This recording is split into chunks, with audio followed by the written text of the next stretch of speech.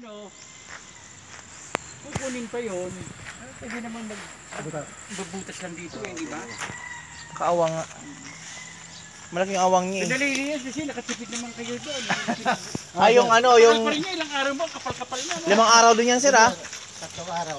Oo. Kapal-kapal na. O diba? Ayun, hindi na pinaano na. Hindi na pala alis.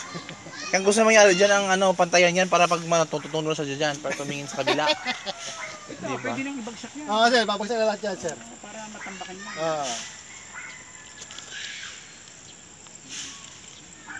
Ano bang laki pa rin eh, no?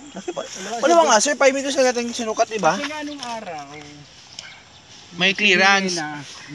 Nag-alawan sila. puro bukid kasi yan eh. Oo, puro tubig. Siguro tubig. Hindi na, Wala. hindi na kinuha. Oo. Walang halaga pa lupa. Magkano lang ang ano ng lupa. Magkano lang dito? Bili dito 200 pesos per square meter. Kaya hindi interesado. Wala naman sa division niya, puro pala yan. Ngayon, nagkaroon ng value. Ulit, kinuha.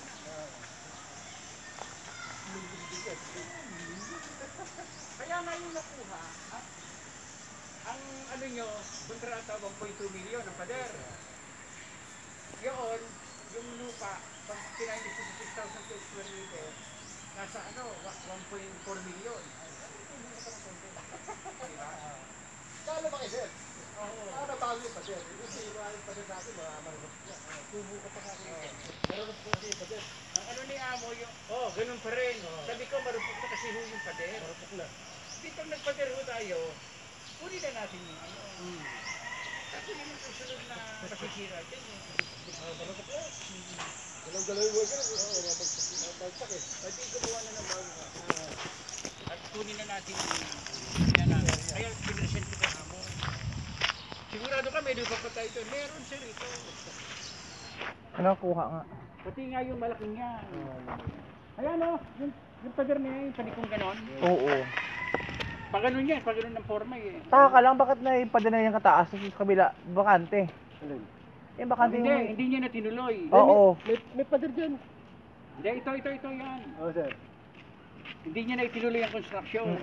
O baka meron nakapag-advise, hindi niya sakop yan. Oo. Baka balang araw, babaliwala. Yan yung ginawa niyang ano oh. Ang kapal pa naman ng ano, pavement na yan. Oo. Ano? May ano may mga poste, papasok pa rin yan. Kaya nga. Kaya dead end yan eh. Dead end ang ano eh, di ba? Dead end yan. Oh, dead end. Kaya yan ang pinakukunan.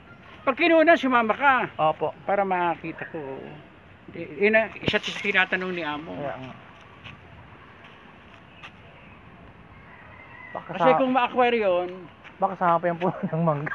hindi, kung ma-acquire yun, ito, pwedeng, ano na, konti na lang eh, di ba? Oo, konti na lang sa'yo. Oh, bibigyan na lang sila na ano, Notice. na notice sila. Na huwag lang kayong magtatapon ng basura dito. Ano. Otherwise, pag nag-violate kayo, kukunin namin yung ano. Makapal, malaki pa rin pala yan. Di Oh. ba? Dahil alam kakausapin niya. Parang kasama yung dugtong, yung bagong ginawang dugtong na yan. Nakukuha pa yata. Kung sino yung mga natira, No sir, no. kung sino yung mga nakatira, mimitingin. Yung dugtong na yan, tinan mo sir, yung bagong Gagawa dugtong. tayo agreement. Pagka kayo nag-ano dyan, for the meantime, hindi namin naanuhin, di ba? Sequester. Oo. Pero pagka kayo nagbutas dyan, or what, Goodbye. nagsapon kayo ng basura,